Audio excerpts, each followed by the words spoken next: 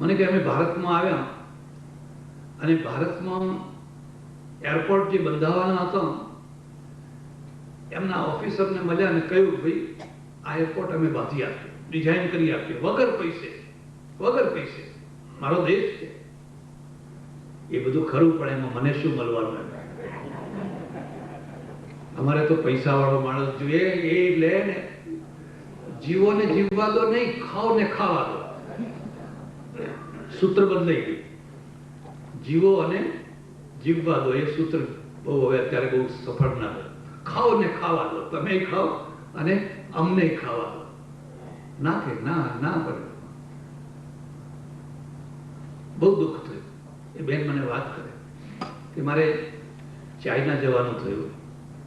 ચાઇનામાં હું ફરી આવ્યો, પણ જ્યાં જુઓ ત્યાં અમારા સાથે લોકો હતા એ એક જ વાત કરે કે કોઈને નરક જોવું હોય તો ભારતમાં જાઓ. મને એટલું દુઃખ થાય કે ખરેખર મારો દેશ આવો છે. અને હું ફરીને આવીને મેં જોયું બિલકુલ સાચું.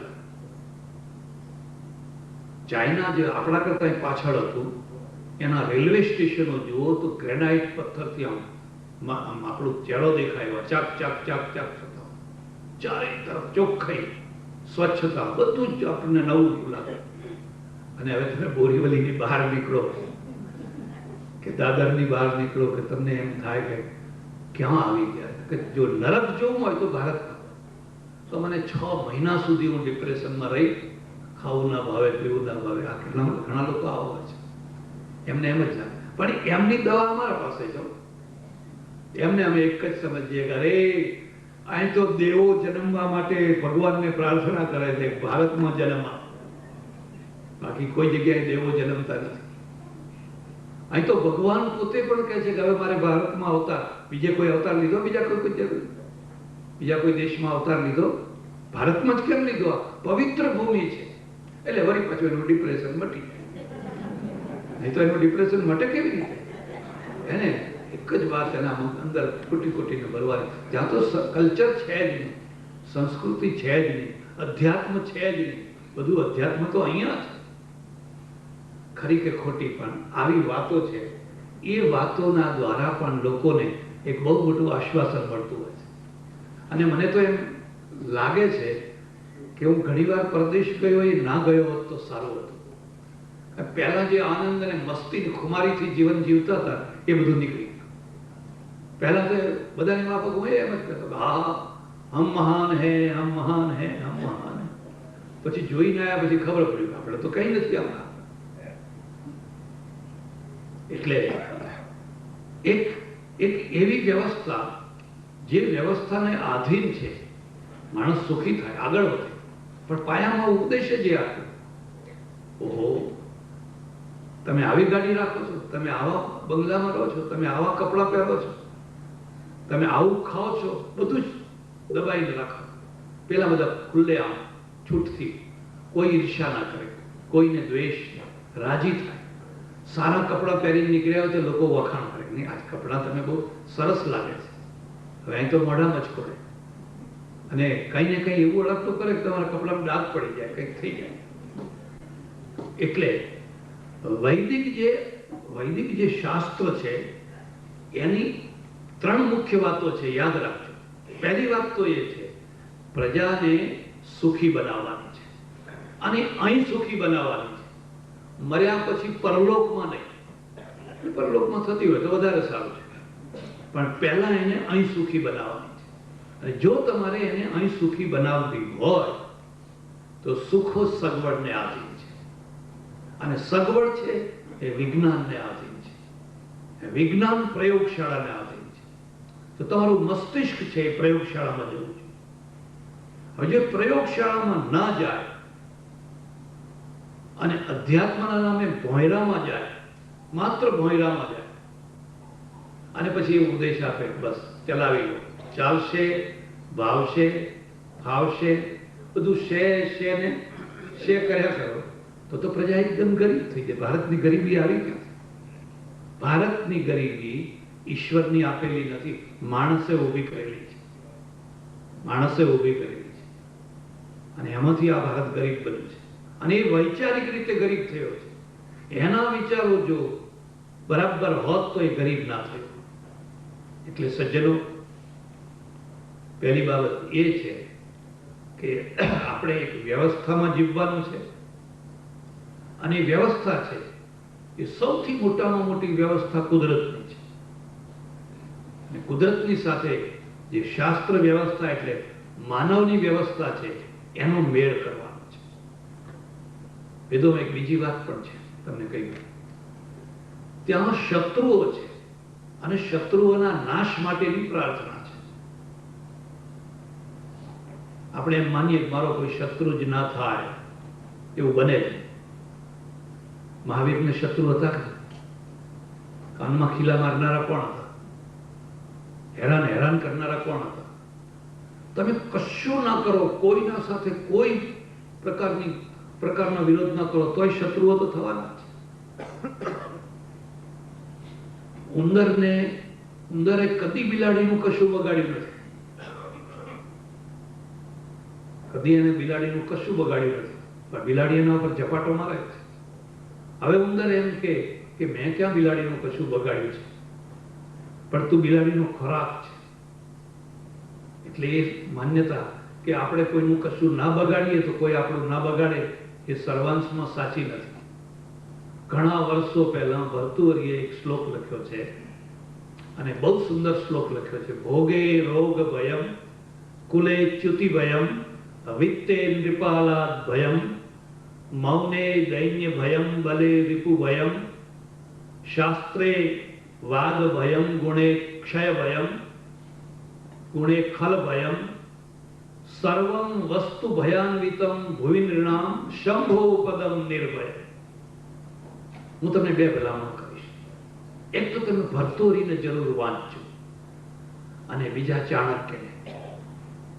ભર્તુહરિ અને ચાણક્ય બેને વાંચશો તો તમે આકાશમાં ઉડતા હશો તો જમીન ઉપર આવી જશો, અને જમીન ઉપર આવી જશો પ્રશ્નો ઉકેલાવા માંડશે. બાકી જો આકાશમાં ઉડતા થઈ ગયા પ્રશ્નો નીચે, અને તમે પતંગની વાહો ઉપર ઉડ્યા કરો, પ્રશ્નોને ટચ નહીં કરી શકો. પેલા કહ્યું છે ભોગે રોગ ભયમ. જો તમે અત્યંત ભોગ ભોગવવા માંડો તો રોગ થવાના જ છે. તમારા ઘરમાં ઘણું ખાવાનું છે અને સંયમ નથી, હવે તમે ખા કરો તો બધું શરીર બગડવાનું છે. ઘરમાં ઢગલાબંધ ખાવાનું હોય અને તમે સંયમથી રહેતા હો તો તમે ઋષિ છો, તો તમે સંત છો. જેલના કેદીઓ સંયમથી નથી રહી શકતા, એ પીધેલી બીડીઓ ખોળતા હોય છે, એમને બીડીની તરફ લાગેલી હોય છે. એટલે પ્રતિબંધ મૂકવાથી કે કઠોર નિયમો કરવાથી સંયમ આવી જશે એ ખોટી વાત છે. અને સંયમ તો એ જ પાડી શકે કે જેની પાસે બધું હોય અને એના ઉપયોગ કરે. પણ છતાં જો ના કરી શકો તો રોગ થવાના જ. ભોગે રોગ ભયમ ગુણે ખલ ભયમ. તમે ગુણવાન માણસ છો તો ગુણવાન માણસને ખલ પુરુષનો ડર હોય છે. ખલ પુરુષો ગુણવાનોને સહન નથી કરી શકતા. તમે દાન આપશો તોય લોકો દુશ્મન થશે, તમે સારું ગાશો તોય લોકો દુશ્મન થશે, તમે કોઈની સેવા કરવા જશો તોય લોકો દુશ્મન થશે, કારણ કે એમને સારી વસ્તુ એ જોઈ જ નથી શકતા. સર્વમ વસ્તુ ભયાન્વિતમ. ભર્તુહરિ કહે છે તમે ગમે ત્યાં જાઓ ચારે તરફ ભય ને ભય છે. શંભો પદમ નિર્ભયમ. એક જ નિર્ભય પદ છે ભગવાન શિવના ચરણોમાં. વૈરાગ્ય નિર્ભયમ. અથવા તમે વીતરાગ દશામાં રહો તો એ નિર્ભય અવસ્થા છે. જેને જેમ કરવું, જેને જેમ બોલવું હોય બોલે, જેને જેમ કરવું. પણ તો પછી યાદ રાખજો, તમે તમારા વ્યક્તિના જવાબદાર થઈ શકો, રાષ્ટ્રના જવાબદાર ના થઈ શકો. તમે રાષ્ટ્ર ના ચલાવી શકો, તમે કુટુંબ ના ચલાવી શકો, તો ફેક્ટરી ના ચલાવી શકો, તમે પેઢી ના ચલાવી શકો. તમે એક એકાકી માણસ બધું સહન કરી જીવન પૂરું કરી લો, પણ એથી કઈ દેશ ના ચાલી શકે. એટલે ત્યાં એ પણ છે, અને એ લખ્યું છે કે જે અમારા શત્રુઓ છે, જે અમારો વિરોધ કરે છે, અમે એને પહોંચી વળીએ. અમારી પાસે એટલી તાકાત હોય કે અમે એને પહોંચી વળીએ. અમે શત્રુ વિનાના, ભય વિનાના થઈને જીવન જીવીએ. ઉત્તરવર્તી કાળમાં પછી લોકોએ બધો આખી દ્રષ્ટિ બદલી નાખી. લોકોએ કહ્યું આત્માને ભય હોય જ નહીં અને દુનિયા કદી ભય વિનાની હોય, એટલે આ દુનિયાના ભયને એક તરફ મૂકી દીધો અને બાકીની વાત બધી એક તરફ થઈ. પ્રજાને તો આમાં તો આકાશ ઉડતી હતી, ધરાતલ ઉપર તો ના આવે. આત્માને ભય હોય કે ન હોય, અને આત્માને ભય હોય એવું નહીં કે ના હોય. બંગાળમાં એક ભગવાન હતા, મરી ગયા, દેવ થઈ ગયા, નામ નહીં દઉં. પૂર્વ બંગાળમાં હજારોની લાખો માણસો એમના અનુયાયી, એમને જ ભગવાન માને, પેલા ઉપર કોઈ બીજો ભગવાન નહીં. અને જ્યાં પાકિસ્તાન થયું ને તોફાન થયું, પહેલી ફ્લાઇટ મેં કલકત્તા આવી ગઈ, પહેલી જ ફ્લાઇટ. લોકો ચેલાઓને કહ્યું તમે નિર્ભય થઈને રહેજો, તમે બધા નિર્ભય થઈને રહેજો, પણ તમે ક્યાં જાઓ છો? કે મારે તો છે ને હજારોનો ઉદ્ધાર કરવો છે, એટલે મારે જવું જરૂરી છે. આ બધી કલ્પનાઓ છે, વાસ્તવિકતા નથી. અને પ્રજાને જો તમે કલ્પનાના રવાડે ચડાવી દો તો દુશ્મન ના મારે પણ એક કલ્પના જ એને મારી શકે. એટલે વેદો છે એ એક વાસ્તવવાદી છે ને વાસ્તવ માર્ગે ચાલનારા છે. એ ધનધાન્ય સમૃદ્ધિની અપેક્ષા રાખે છે, સશક્ત બળવાન થવાની ઈચ્છા રાખે છે, શત્રુઓ સામે લડાવવાની પણ પ્રબળતા રાખે છે, અને સાથે સાથે એક ભૂમિકા આપે છે. તમે એક એવી ભૂમિકાએ પહોંચો જ્યાં તમે રાજા હો તો જનક થઈ શકો, શેઠ હો તો જગડુશા થઈ શકો, ભામાશા થઈ શકો. એક કલ્પના કરો તમે, એક તરફ ભામાશા છે કે જગડુશા છે, અને એક તરફ મારા જેવો રોજ જુદા જુદા ઘરે જમનારો સાધુ છે. તમે બેમાં કોને મહત્વ આપો છો? આજે આના ઘેર જમું છું, કાલ પેલાને ઘેર જમું છું, કાલ પેલાને ઘેર જમું છું. પોસ્ટકાર્ડ જોતું હોય તો કોઈક મને પોસ્ટકાર્ડ લાવી આપજો, સ્લીપર જોતો હોય તો કોઈક મને સ્લીપર લાવી આપજો. અને એક પેલો માણસ છે જે હજારો લાખોનો ઉદ્ધાર કરે છે, રાષ્ટ્રને મદદ કરે છે. આ બેમાંથી કોને મહત્વ આપવું છે? વેદ પેલાને મહત્વ આપે છે, શાસ્ત્ર ખરું પણ એ પેલાને મહત્વ આપે છે. મારો દેશ ભામાશાઓથી ભરપૂર હોય, જગડુશાઓથી ભરપૂર હોય, રાણા પ્રતાપોથી ભરપૂર હોય, શિવાજીઓથી ભરપૂર હોય, અને એટલો શક્તિશાળી ને બાહોશ ને બહાદુર હોય, કોઈ આતંકવાદી આવીને કોઈ અડપલું ના કરી જાય, કોઈ હિંમત ના કરી જાય, અને કરે તો એના પરિણામ ભોગવવાની એની બીક લાગવી જોઈએ. બોડી બામણીનું ખેતર છે, લૂંટાય એટલું લૂંટો, અહીંયા છીંડું પાડો, અહીંયા છીંડું પાડો, અહીંયા છીંડું પાડો. કોઈ બહુ તો ધમકીઓ આપશે ને પછી ધમકીઓ કઈ પરિણામ તો લાવતી નથી. હવે તો ધમકીઓ નથી આપતા, પહેલા ધમકીઓ આપતા, પણ હવે તો ધમકીઓ આપવાની એ બંધ થઈ ગઈ છે. જાણે છે કે ધમકીને કોઈ આપણે અસર તો કરી શકતા નથી. એટલે આ જે બે વ્યવસ્થાઓમાંની જે બીજી વ્યવસ્થા છે એ છે શાસ્ત્રીય વ્યવસ્થા. એટલે કુદરતી વ્યવસ્થા અને શાસ્ત્રીય વ્યવસ્થા, આ બંને મળીને માણસના જીવનને એક વ્યવસ્થા આપે, અને એ વ્યવસ્થા એટલી સચોટ હોય કે સમગ્ર પ્રજા સુખી થાય, દુઃખમાંથી છૂટે. આ એના પાછળનો હેતુ છે. સજ્જનો, મારે ભાઈ શ્રી હિંમતભાઈ જોશી, એમના આગ્રહથી હું અહીં આવ્યો છું. થોડો નજીકનો જ પરિચય થયો, મારે ત્યાં એકવાર આવ્યા અને એમણે હઠ પકડી આવો આવો આવો, અને 5 દિવસ માટે એમના આગ્રહથી આવ્યો છું. આ બધું એમનું જ આયોજન છે. એ સત્સંગ મંડળનું નામ તો કાલ્પનિક છે, એવો કોઈ સત્સંગ મંડળ નથી, પણ એ પોતે જ સત્સંગ મંડળ છે. હજુ આપણે 4 દિવસ અહીં બેસી અને ભગવાન જેવી બુદ્ધિ શક્તિ આપે એવો વિચાર કરવાનો છે. બની શકે એટલા લોકો એનો લાભ લેજો. આભાર, ધન્યવાદ, હરિઓમ.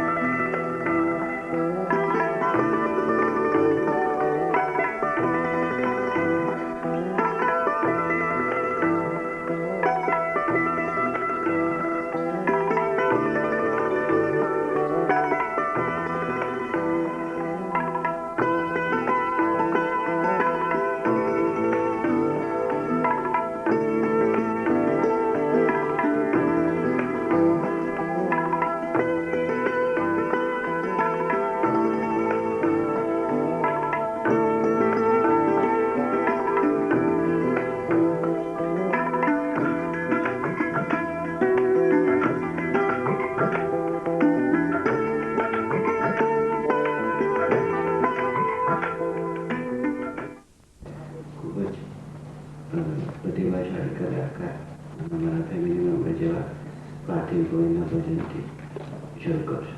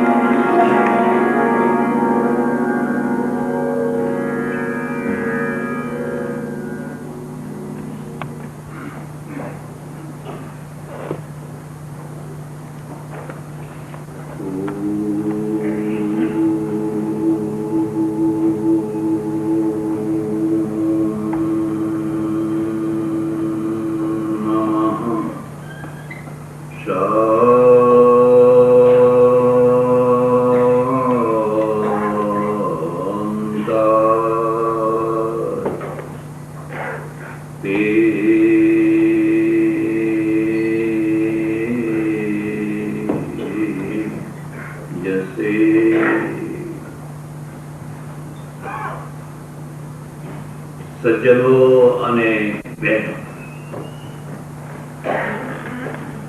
સુખનું મૂળ વ્યવસ્થામાં છે અને દુઃખનું મૂળ અવ્યવસ્થામાં છે. એની ચર્ચા કાલે આપણે કંઈક થોડીક કરી. આ વ્યવસ્થા અથવા આ અવ્યવસ્થા વ્યક્તિના જીવનમાં અને સમાજમાં 3 રીતે આવતી હોય છે. કુદરતથી આવે છે, શાસ્ત્રોથી આવે છે ને રૂઢિઓથી આવે છે. કુદરતની સૌથી વધારે વિશેષતા છે માણસ માત્ર અને જીવ માત્ર આ બધાની પ્રવૃત્તિમાં કુદરતી 3 વસ્તુઓ ખાસ મૂકે છે. પહેલી વસ્તુ તો છે આવેગો, બીજી વસ્તુ છે લાગણીઓ, અને ત્રીજી વસ્તુ માત્ર માણસોમાં, પશુઓમાં નહીં, માણસ સિવાય બીજી કોઈ જીવ સૃષ્ટિમાં નહીં. ત્રીજી વસ્તુ છે મહત્વાકાંક્ષા. કોઈ પશુ પક્ષીઓને કોઈ પ્રકારની મહત્વાકાંક્ષા નથી હોતી. એનું જગત બહુ નાનું છે. એમ કહીએ માત્ર પેટ સુધી અને વાસના સુધી છે તો એ બરાબર છે. એના પેટની વ્યવસ્થા અને એની વાસનાની વ્યવસ્થા જો પૂરી થતી હોય તો એનાથી આગળ એનું કોઈ જગત નથી. પણ માણસનું જગત તો ઘણું મોટું છે, અને ઘણું મોટું હોવાના કારણે માણસની પ્રવૃત્તિઓ પણ ઘણી મોટી છે. એની વાત પછી કરો. પહેલામાં પહેલી જે કુદરતી વ્યવસ્થા છે એને આપણા અંદર આવેગો મૂક્યા છે. એક વેગ હોય ને એક આવેગ હોય. આવેગ એટલે એક વંટોળિયો આવે, ધસમસતો ધમ ધમ ધમ ધમ કરતો એક વંટોળિયો આવે. વંટોળિયો એને કહેવાય કે જે બધાને ઉડાડી મૂકે, સામાન્ય વસ્તુઓને ઉડાડી મૂકે, જેમાં કોઈ ટકી ન શકે. એવો એક આવેગ કુદરતે આ સૃષ્ટિને ચાલુ રાખવા માટે કામ વાસનાનો મૂક્યો. માણસ અમુક ઉંમરે પહોંચે, પશુ પક્ષીઓ અમુક ટાઈમે પહોંચે એટલે એના અંદર એક વંટોળિયો આવે, અને એના કારણે આગળની જીવ સૃષ્ટિ ચાલુ રહે. જરા વિચાર કરો, જો આ આવેગ ન મૂક્યો હોત તો શું થાત? તો જીવ સૃષ્ટિ હોત જ, તો આગળનું જે જીવન છે એ જીવન હોત જ. એને જ્યાં નર અને માદા બનાવ્યા એની સાથે સાથે એના અંદર બંનેની અંદર એક મોટો આવેગ મૂકી. આ કુદરતી વ્યવસ્થા છે. અને કુદરતી વ્યવસ્થાને શાસ્ત્ર કેવું રૂપ આપે છે? લગભગ બધા ધર્મો કોઈને કોઈ એક વ્યક્તિમાંથી શરૂ થતા હોય છે. પછી વ્યક્તિનો સંબંધ ભલે પરમેશ્વર સાથે હોય, પણ પ્રત્યક્ષમાં કોઈ વ્યક્તિથી શરૂ થતા હોય છે. એટલે ધર્મની સાથે એ વ્યક્તિનું પણ એટલું જ મહત્વ હોય છે. માનો કે ક્રિશ્ચિયાનિટી છે ને એમાંથી જીસસને કાઢી નાખવામાં આવે, કે ઇસ્લામ છે ને એમાંથી પેગમ્બરને કાઢી નાખવામાં આવે, તો શું હાથમાં રહે? એ કાઢી શકાય. પણ હિન્દુઇઝમ જે ધર્મ, સનાતન ધર્મ છે, એમાંથી તમે ગમે તેને કાઢી શકો, ગમે તેને ઉમેરી શકો. તમે ગમે તે ઋષિ આચાર્ય ગમે તેને એક તરફ કરી શકો અને ગમે તે નવાને ઉમેરી શકો. આ એક ખાસ મુદ્દો છે. અને એનું કારણ એવું છે કે ધર્મ કોઈ વ્યક્તિ વિશેષથી શરૂ નથી થતો. ઘણા લોકોને ખબર નથી કે સનાતન ધર્મનો અર્થ શું છે. જે ચલાવેલો હોય, જે શરૂ કરેલો હોય, જે ઈસવીસન ફલાણામાં કે ફલાણામાં, એને સનાતન ના કહેવાય. હું જયારે નેચર કે કુદરત શબ્દ વાપરું છું એ સનાતન અર્થમાં છે. જ્યારથી માણસ છે ત્યારથી આ બધા પ્રશ્નો છે, અને ત્યારથી છે એટલે એને આપણે સનાતન કહીએ છીએ. ખાવું, ઊંઘવું, બેસવું, ઉઠવું, પ્રજોત્પત્તિ કરવી, એ બધું અનાદિકાળથી ચાલ્યું આવે છે. અને એના કારણે કોઈ માણસ વિશેષથી એ શરૂ થયેલું નથી. માણસ વિશેષથી શાસ્ત્ર શરૂ થાય છે, અને શાસ્ત્ર તો ઘણા પાછળથી શરૂ થયા. વર્તમાનમાં જેટલા દુનિયામાં શાસ્ત્રો છે એ બધાની જો આપણે સમયની મર્યાદા કાઢવા બેસીએ તો 2, 3, 4 હજારના વર્ષોની અંદર આવી જાય. 3, 4 હજારથી જૂનું કોઈ શાસ્ત્ર દુનિયામાં નથી. 4, 4.5 હજાર. પણ સૃષ્ટિ તો કરોડો વર્ષોથી છે, અબજો વર્ષોથી છે. અને અબજો વર્ષોથી જે શાસ્ત્ર ચાલ્યું આવે છે એ કુદરતી શાસ્ત્ર છે અને એ જ સનાતન છે. એની પણ એક વ્યવસ્થા છે અને એ વ્યવસ્થા છે પહેલી વ્યવસ્થા. તમારા અંદર એવો મોટો વાસનાનો વંટોળિયો મૂક્યો. ઉત્તરવર્તી કાળમાં કુદરતથી માણસો દૂર ખસ્યા, વૈદિક કાળમાં દૂર ન ખસ્યા. તમારી ઈચ્છા હોય તો તમે ઉપનિષદનું એક વાક્ય જોજો. જ્યારે ગુરુ શિષ્યને વિદાય કરે છે, ભણાવી 24 વર્ષની ઉંમર થઈ, હવે તું ઘેર જા. એક બીજો મુદ્દો પણ યાદ રાખજો. બહુ પ્રાચીન કાળમાં તમને સાધુઓ જોવા જ નહીં મળે. વેદોમાં, ઉપનિષદોમાં, બ્રહ્મસૂત્રમાં, ઇવન ગીતામાં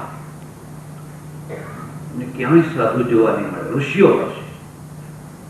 આ બેયનું મોટું અંતર છે. એ અંતર ઘણા લોકોને ખબર નથી. ઋષિ છે એને પત્ની છે, એને બાળકો છે. એ કોઈ નદીના કિનારે પોતાનું ગુરુકુળ બનાવીને રહે છે અને એમાં સમાજના વિદ્યાર્થીઓને ભણાવે, કોઈ ડોનેશન વિના, કોઈ પ્રવેશ માટેનું કોઈ ડોનેશન નહીં, ભણાવે છે. અને ભણાવેલા વિદ્યાર્થીઓને સમાજને પાછા આપે છે. ઋષિ સમાજનું અંગ છે. એમાં જયારે વિદ્યાર્થીને પાછા મોકલે છે ત્યારે બધા ઘણા ઉપદેશો આપ્યા છે. બધા તો હું તમને નહીં સંભળાવું, પણ એમાંનો એક ઉપદેશ છે પ્રજાતંતુમાં વ્યવચ્છેદસી. પ્રજાના તંતુને તું તોડીશ નહીં. જે પરંપરાથી પ્રજાનો તાંતણો ચાલ્યો આવે છે એ તાંતણાને તું ચાલુ રાખ. એટલે આ આપણી પ્રાચીન વ્યવસ્થા છે. પછી ઉત્તરવર્તી કાળમાં સંસાર માયા છે. સંસારમાં પડવું એ અજ્ઞાન છે, દુઃખનું મૂળ છે, જંજાળ છે. આ ઉત્તરવર્તી કાળમાં શરૂ થયું. એ કાળમાં તમે જુઓ, અને સ્ત્રીને અર્ધાંગીની માની છે. તમે જોશો કોઈ ઋષિએ પત્નીનો ત્યાગ નથી કર્યો. બુદ્ધે ત્યાગ કર્યો, મહાવીરે ત્યાગ કર્યો, બીજા ઘણાએ ત્યાગ કર્યો, પણ કોઈ ઋષિએ પત્નીનો ત્યાગ નથી કર્યો. એક જ ઋષિ છે જેણે પત્નીનો ત્યાગ કર્યો પત્નીની ભૂલથી. એનું નામ છે ગૌતમ. અહલ્યાનો ત્યાગ કર્યો. તમે આખી કથા જાણો છો, મારે કથા નથી કહી. અને એ અહલ્યા વર્ષો સુધી શિલા થઈને પડી ગઈ. શિલા એટલે પથ્થર નહીં.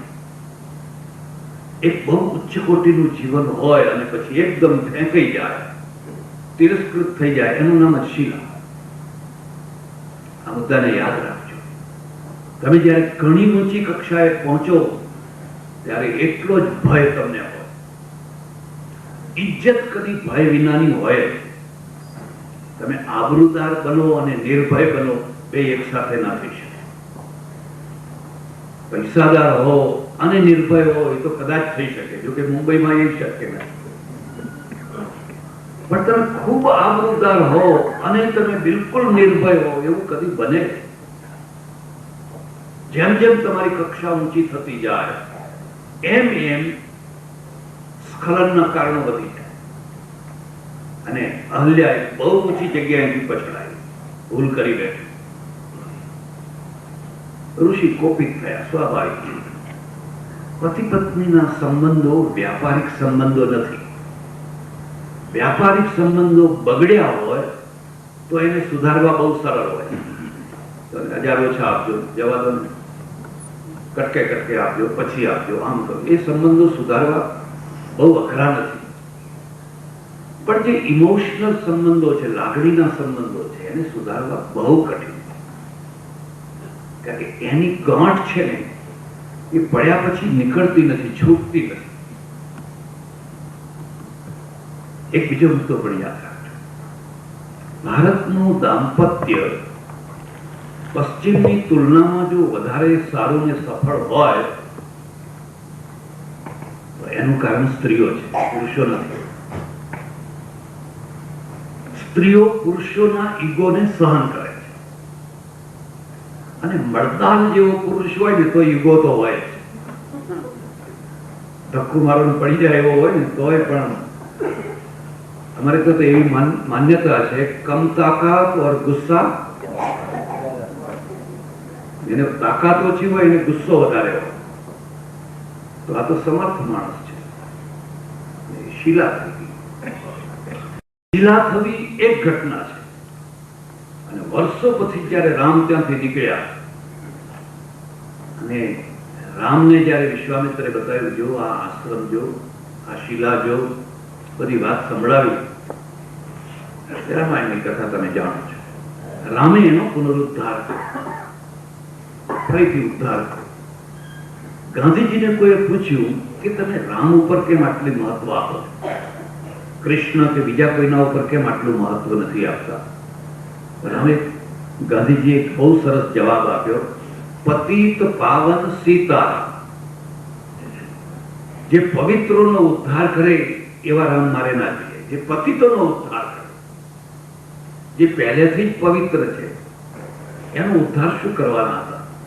બુદ્ધ આમ્રપાલીનો ઉદ્ધાર કર્યો, રામ અહલ્યાનો ઉદ્ધાર કર્યો. અને અહલ્યા જયારે ફરીથી બેઠી થઈ એટલે સમાજમાં પ્રતિષ્ઠિત થઈ, ગૌતમને બોલાવ્યા અને ગૌતમને પૂછ્યું, તમે આ પત્નીનો ત્યાગ કર્યો છે? તો કે હા. કેમ? આવું આવું કારણ હતું.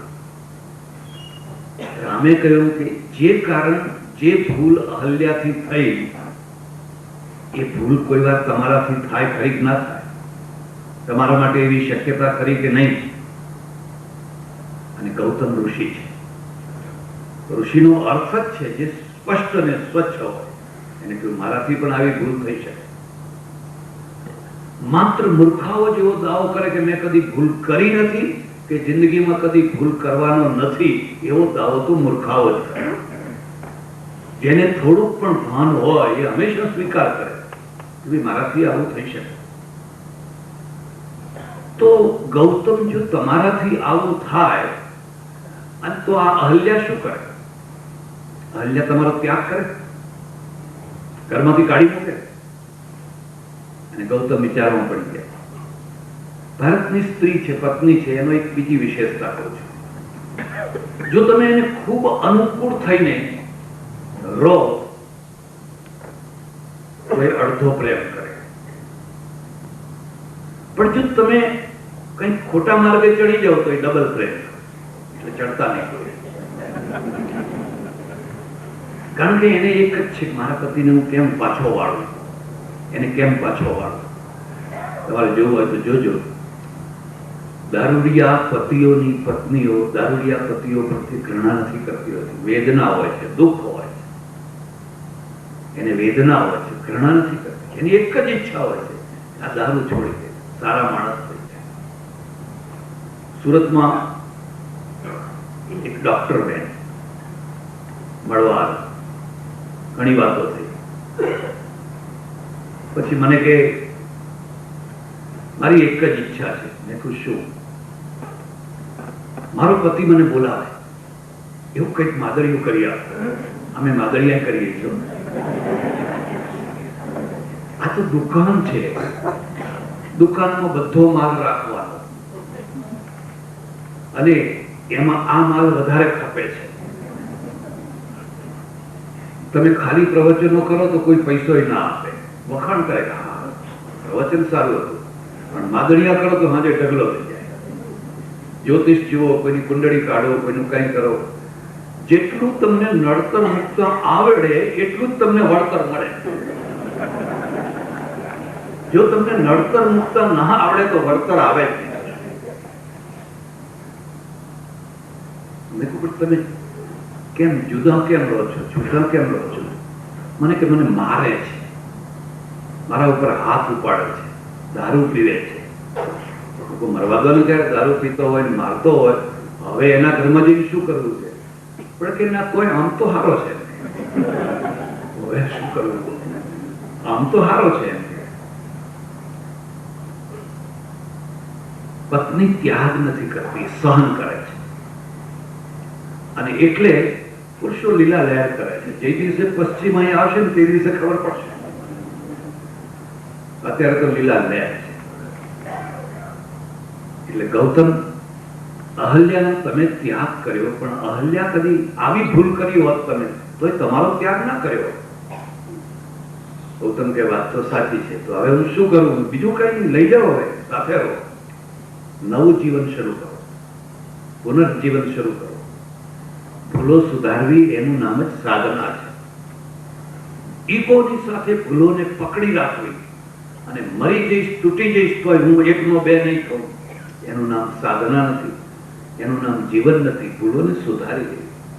અને જે પહેલી સુધારે એ મહાપુરુષ છે. માં મહાન છે. માં એટલા માટે મહાન છે કે છોકરું રિસાય તો માં શરૂઆત કરે છે મનાવવાની, છોકરું શરૂઆત નથી કરતું. માને મનાવવાની શરૂઆત છોકરું નથી કરતું, માં શરૂઆત કરે. ભૂલ છોકરાની હોય તો પણ માં શરૂઆત કરે, એટલે માં મહાન છે. જે પહેલી શરૂઆત કરે એ મહાન છે. જે અકડું થઈને બેસી રહે એ મહાન નથી. ગેપતિ લોક આનંદ ભરી, તુલસીદાસજી લખ્યું છે કે અહલ્યા એટલા આનંદથી પોતાના પતિ લોકમાં ગઈ કે આ જે પુનર્જીવન છે ને બહુ આનંદ દેનારું છે. પછડાટ ખાધા પછીનું જે પુનર્જીવન છે ગજબનું આનંદ દેનારું છે. અમેરિકામાં રહું અને એક ઘટના ઘટી ગઈ. એક બ્રાહ્મણની દીકરી અને પટેલના સાથે એને પ્રેમ લગ્ન કર્યું, તો એ બરાબર છે. એકાદ બે વર્ષ રહ્યા હશે ને બેયને ખટપટ થઈ, ઝઘડો થયો. આ બીજી ખાનગીમાં વાત કરું છું. પેલો જે તંબુ છે ને, તંબુ એ એક જ થાંભલા ઉપર નથી ઉભો હતો, એને તાણિયા આપવા પડે છે. આમ તાણો, આમ તાણો, આમ તાણો, પછી આમ બરાબર.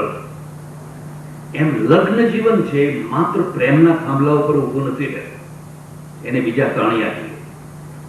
કુટુંબના, સમાજના, પરિવારના, ધર્મના એ તાણિયા છે. એ તાણિયા જ્યાં નથી હોતા અને માત્ર એક જ થાંભલા ઉપર આખો તંબુ ઉભો હોય છે, તેને પડતા વાર ના લાગે. તાણિયા તો છે, કોણ બનાવશે, કોણ બધું વચ્ચે કઈ પડી કરશે? એક જ તંબુ, એક જ થાંભલા ઉપર ઉભો છે, જરા કામ આમ થયું. બે ઇમોશનલ છે. એક બે વર્ષમાં એવી ખટપટ થઈ કે બંનેને જુદા થવાનો પ્રસંગ આવ્યો. અને કુટુંબ છોડીને એક વ્યક્તિના આધારે પોતાનું સર્વસ્વ સમર્પિત કરનારી જે સ્ત્રી, એને હવે પગ ક્યાં મૂકવો, ક્યાં જઈને રહેવું?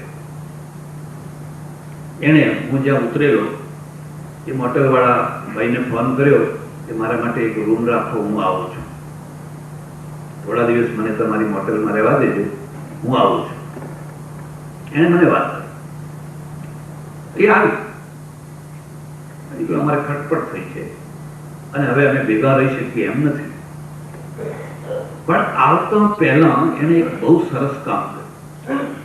જે ફ્લેટ લીધેલો હોય એના પોતાના નામ, આ છોકરીના નામ, પણ એને ચાવી પેલા એના પતિને આપી દીધી. લે, તું ફ્લેટમાં રહે, હું હોટેલમાં રહીશ, હું ભાડે રહીશ, તું ફ્લેટમાં રહે, તું સુખી થા, ભગવાન તારું બધું કરે. આ ચાવી આપીને આવતી રહી. નોકરી તો બધા પગ ઉપર ઉભા હોય એટલે બીજો પ્રશ્ન નહીં. પણ 8-9 મહિના થતા થતા પેલો એનો પતિ છે ને એ આવીને હાથ જોડીને લઈ ગયો, મારી ભૂલ માફ કર ને, તું હવે જા. અત્યારે 3 છોકરાની માં છે અને બહુ સરસ ચાલે છે, બહુ સુંદર ચાલે છે. જો એને ચાવી ના આપી હોત તો ચાવી ગાયબ થઈ જવાની હતી. એને જિંદગીની ચાવી આપીને એમાંથી એને નવી જિંદગી મળી. પણ ચાવી અપાવી કોણે? એના પ્રેમ. એને કહ્યું, તું સુખી થા, મારે તને કનડગત નથી કરવી, તારું લોહી નથી પીવું, હું અલગ થઈ એકલી રહીને પણ મારું જીવન જીવીશ, પણ તું સુખી થા. અને એને ડંખ રાત્રે વાગે. જે સ્ત્રી આટલો ત્યાગ કરે, મને આ એનો ફ્લેટ આપી દે અને હું એને ઘરમાંથી કાઢી મૂકું, એના ઘરમાંથી એને કાઢી મૂકું.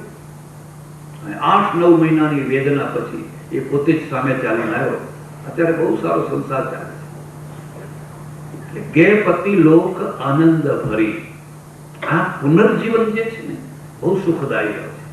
પછી ભૂલોને ચાન્સ ઓછો હોય છે. સમજી ગયા? બહુ ભૂલો કરી, હવે નથી કરી. બહુ માર ખાધી, હવે નથી માર ખાવા. કોઈ ઋષિએ પત્નીનો ત્યાગ નથી કર્યો. એનું એક કારણ પણ બતાવું છું.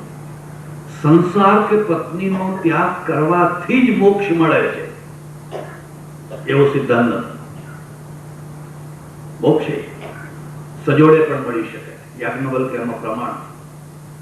યાજ્ઞવલ્ક્ય જયારે પરિવૃત્યાકરણ કરવા માટે નીકળ્યા, પત્નીને સાથે લઈ નીકળ્યા, મૈત્રેયની સાથે લઈ નીકળ્યા, અને બંને સાથે આખી જિંદગી પછી અધ્યાત્મ વિદ્યા તરફ વળ્યા.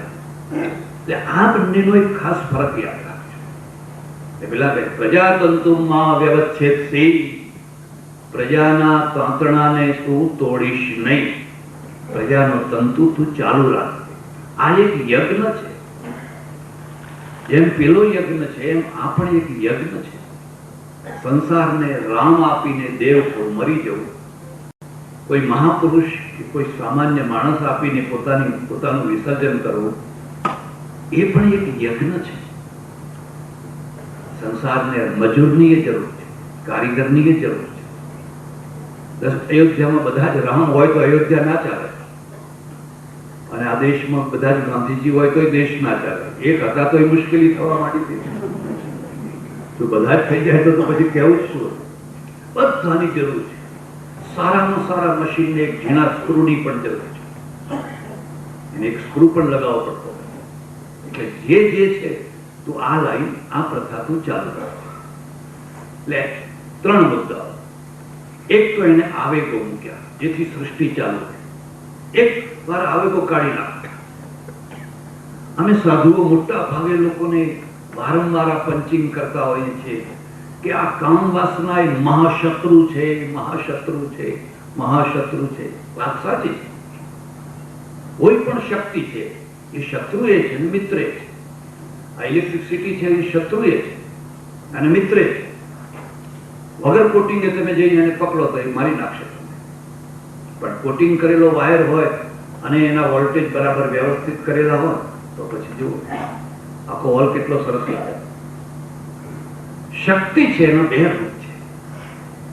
જો એ કશું જ ના કરી શકે તો પછી અજવાળું પણ ના આપી શકે. એટલે અમે સતત લોકોના મગજમાં આ ભાવ ભર્યો અને એક ગિલ્ટી કોન્શિયસ ઉભો કર્યો. તું પાપી છે, તું પાપી છે, તું પાપી છે, હું પાપી છું, હું પાપી છું, હું પાપી છું. અને માણસ સતત વગર જોતો માનસિક રીતે ત્રાસ અનુભવે. આ વૈદિક કાળમાં ઋષિઓમાં નથી. એની સ્વીકાર કરે. ભગવદ્ ગીતા તમે વાંચો. પ્રજનસ ચાસ્મિ કંદર્પા. જયારે વિભૂતિઓ ગણાવવા બેઠા, બધી વિભૂતિઓ ગણાવતા કહ્યું, અર્જુન જે આ પ્રજનન શક્તિ છે ને એ મારી વિભૂતિ છે. પ્રજનસ ચાસ્મિ કંદર્પ. એ કંદર્પ જે પ્રજનન શક્તિ એ મારી વિભૂતિ છે. અર્જુન, એને તું સામાન્ય ના સમજી. ધર્મા વિરુદ્ધો ભૂતેષુ કામોસ્મિ ભરતર્ષભ. ધર્મથી અવિરુદ્ધ એવો જે કામ છે એ મારી વિભૂતિ છે. આ ગીતા છે. જો એ પાપ જ હોય, જો એ દોષ જ હોય તો કોઈ પરમેશ્વરની પાસે એવી પ્રાર્થના કેમ નથી કરતો? હે ભગવાન, મને એવું સંતાન આપજો કે જેમાં આવી શક્તિ જ ના હોય. સીધા બહુચરાજે ભેગા કરી દીધા. કોઈ આવી પ્રાર્થના કરે છે? અને જેમાં આવી શક્તિ નથી હોતી તો દુનિયાનો સૌથી દુઃખીમાં દુઃખી માણસ હોય. દુઃખીમાં દુઃખી માણસ હોય. કોઈ વેંઢળ કદી મહાપુરુષ થયો સાંભળ્યો નથી. એ રોટલા ખાય નથી અરે પછી મહાપુરુષ ના થઈ શકે. આ ઉર્જા છે, મહા ઉર્જા છે. હા, એનો સદુપયોગ કરો અથવા દુરુપયોગ કરો એ વાત જુદી છે. એ તો પૈસાના માટે, બધાના માટે. એટલે એક આવેગો. પણ આવેગો માત્રથી સૃષ્ટિ ચાલતી નથી. કુદરતે જોયું, પરમેશ્વરે જોયું કે આવેગો તો ક્ષણિક હોય છે. બહુ દયા કરી આ આવેગોને ક્ષણિક બનાવ્યા. તમને ક્રોધ ચડ્યો છે, 24 કલાક ક્રોધ ના રહે. 2 મિનિટ, 4 મિનિટ, 5 મિનિટ, 10 મિનિટ, પછી ઉતરી જાય. જે ચડે એ ઉતરી જાય. હવે સતત ક્રોધ રહ્યા કરે તો માણસની શું દશા? ભગવાને જ કહ્યું છે, ક્ષણ આગમા પાઈનો નિત્યા તાંસ તિતિક્ષસ્વ ભારત. એ આગમા પાઈ છે, આવે ને જતા રહે પાછા. વંટોળિયા, એટલે એની ઉપમા વંટોળિયા સાથે આપે. ક્રોધમાં માણસ તલવાર લઈને નીકળ્યો હોય, મારી નાખું, મારી નાખું, મારી નાખું, પણ એને ક્રોધ થોડોક ટાઈમ ઠંડો પડવા દો, માણસને સંતાડી દો, પછી કઈ. આ બધા આવેગો છે. પણ એક સ્થાયી તત્વ પણ પરમેશ્વરે મૂક્યું, અને સ્થાયી તત્વનું નામ છે લાગણી. લાગણીઓ ક્ષણિક નથી હોતી. એક લાગણી મૂકી છે. એ આવેગમાં કોઈને માતૃત્વની પ્રાપ્તિ થઈ, કોઈને પિતૃત્વની પ્રાપ્તિ થઈ. તમે નિરીક્ષણ કરો, ધ્યાનથી નિરીક્ષણ કરો. એક કૂતરીને બચ્ચું જન્મે છે, હરણીને બચ્ચું જન્મે છે, ગાયને, ભેંસને ત્યાંથી ખસતી નથી. ભૂખીને તરસી ત્યાં ઉભી રહે. ભૂખીને ત્યાં ઉભી રહે. જેને વાઇલ્ડ લાઈફ જોવાનો શોખ હોય જોજો તમે. મેં તો જોયું છે કે જ્યારે શિકાર કરવા માટે સિંહ પાછળ પડે છે, હરણી પોતાના બચ્ચાને બચાવવા માટે જાણી કરીને વચ્ચે આવી જાય છે. બચ્ચું એટલું દોડી નથી શકતું, હરણી વધારે દોડી શકે. હમણાં સિંહની ઝપટમાં આવી જશે એટલે વચ્ચે આડી આવે, જાણી કરે એને બચાવવા માટે. કેમ? કોણે એને ઉપદેશ આપે? કાલે એક બહેને બહુ સરસ પ્રશ્ન પૂછેલો કે આ છોકરાનો ઉછેર કેવી રીતે કરવો. મારું એમ કહેવું છે કે છોકરાના ઉછેરથી વધારે અઘરો કોઈ યોગ નથી. આનાથી અઘરો બીજો કોઈ યોગ નથી. ભોંયરાનો યોગ તો બહુ સરળ છે. અંદર બેઠા ને આંખ બંધ કરી ભલે જેમ થવું હોય એમ થાય. પણ એક છોકરું સવારથી હાં સુધી એને સાચવવું, એનાથી બીજો કોઈ અઘરો યોગ નથી. અને એટલે હવે ઘણા મોટા ભાગના છોકરા છે ને મિશનરી હોય સ્કૂલ, એમાં મોકલી દે, સાચવો તમે. આ લાગણી કોને નથી? તીવ્ર લાગણીઓ, તીવ્ર લાગણી. બસ એના બચ્ચાથી આગળ ખસતી નથી, ભૂખીને તરસતી, કોઈને નજીક આવવા નથી દેતી. ગાયને જોજો, પુત્રીને જોજો, દરેકને જોજો. એવું જ માનવ છે. કુપુત્રો જાય ક્વચિદપી કુમાતા ન ભવતી. એટલે આપણે માતૃવંદના કરીએ. મારા એક ઓળખીતા સજ્જન છે, એ મને વાત કરે પરદેશમાં નાનપણમાં બહુ ગરીબી, મા વિધવા, અને ઘરમાં પુષ્કળ ગરીબી, ખાવાનું ઠેકાણું નહીં. મારી મા મને તેડીને, હું 5 વર્ષનો છોકરો, એનું વજન તેડીને એ સામેના ગામ મામાને ત્યાં જાય, મારા મામાને ત્યાં જાય. એને બહુ થાક લાગે એટલે કે ભાઈ થોડી વાર તું ઉતર ને, થોડીક વાર મને થાક લાગ્યો છે તું ઉતર ને. તો મને ઉતારે એટલે હું રિસાઈને ઊંધા રસ્તે દોડું. આમાં રસ્તે દોડું તો એટલું પાછું ઓછું થાય, પણ જે રસ્તેથી આવ્યો હું એ રસ્તે પાછો દોડું. મારી માં પાછી આવે અને મને ઉંચકીને પાછી લઈ જાય. કેમ આટલી બધી લાગણી બાળક ઉપર કેમ થાય? કોઈના શાસનથી, કોઈના ઉપદેશથી નહીં, પેલા કુદરતની વ્યવસ્થા છે.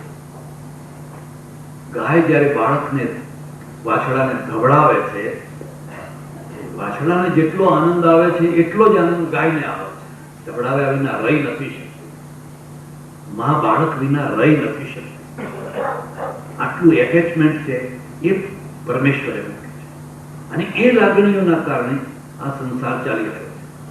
તમે લાગણી શૂન્ય થઈ જાઓ, લાગણીહીન થઈ જાઓ તો જીવન ક્યાં જઈને ઉભું રહે? એમાં ઘણા ઘરો હોય, વસ્તુઓ ઘણી હોય, લાગણી ના હોય. અમને ઘણો અનુભવ થાય. અને હું તો તમને એક ખાનગીમાં વાત કરું છું કે જો ઘણા અનુભવો કરવા હોય તો વધારે નહીં તો 1-2 વર્ષ માટે બાવા પછી છોડી દઈએ. તમે જુઓ તો ખરા કેવા કેવા જાતના અનુભવો થાય છે. ઘણા ઘર એવા હોય જેમાં લાગણી જ ના હોય, કોઈને કોઈના ઉપર લાગણી હોય. જાણે બધા મળતા ફરતા હોય ઘરમાં, જાણે પેલા રોબોટ ફરતા હોય એવું લાગ્યા કરે. જમવાના ટેબલ ઉપર એક બેઠું હોય બીજું ઉઠીને જતું રહે, પેલું ઉઠીને જાય ત્યારે પાછું બીજું આવે. લાગણીનું નામ જીવન છે અને એને ભગવદ્ ગીતામાં